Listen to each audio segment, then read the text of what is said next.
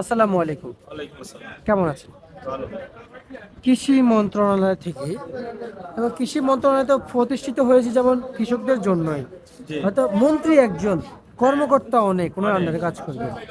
কোনো কর্মকর্তারা আর যায় আপনাদের কাছে? না, না ভাই, কেউ যায় না। দেখতে পান? কেউ আমাদের এই যে আমাদের কৃষকের যে ঢল নামছে, আমাদের আশ্বাস দেওয়ার মতো কোনো এবং সান্ত্বনা দেওয়ার মতো কোনো কর্মজীবী আমরা পাই নাই। আচ্ছা, মানে এই যে ধস নামে গেছে বাজারে, হ্যাঁ। এটার কোনো কারণও দেখতে পাচ্ছেন না? না। আচ্ছা, কৃষি কর্মকর্তা কিংবা কৃষি মন্ত্রণালয় থেকে কৃষকদের জন্য কিছু বরাদ্দ থাকে, সার বিষ কিংবা কীটনাশক, সেগুলো কি আপনারা পান? না, না, আমরা একটা চেয়ারের গুটাও পাই না। কিছুই পান না? না, না। হায় হায়, কি কান! তাহলে কি আপনারা তো একবার মানে কি বলবো, একবার পিছিয়ে পড়েছেন, জি। তাই না? হ্যাঁ। আচ্ছা, এই যে মানে কৃষি পণ্যের সাথে জড়িত আছেন কত বছর ধরে?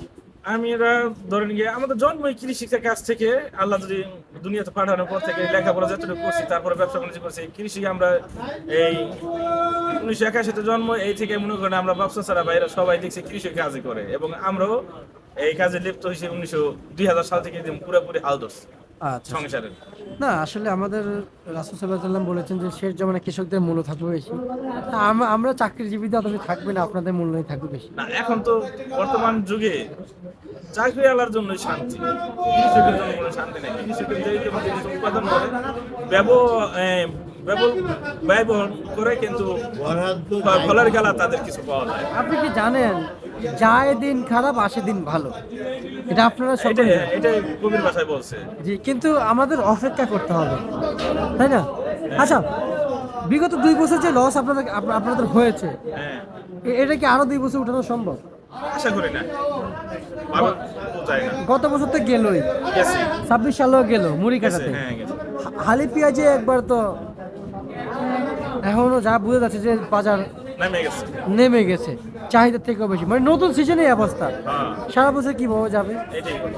মানে এটা তো সকলের প্রশ্ন মনে জাগে। মাল মানুষের তুলে না, তাই এই অবস্থা। আর তুললে কি হবে, এটাই আর কি মানুষের চিন্তা। আচ্ছা আচ্ছা আচ্ছা, চলমান মার্কেটে পেঁয়াজ আজকে টোটালি বলবেন, হ্যাঁ, পেঁয়াজ আমরা জানি কোয়ালিটির ভিতরে বিক্রি হয়, একবার সর্বনিম্ন আর সর্বোচ্চ মার্কেটে কত পেঁয়াজ বিক্রি হচ্ছে?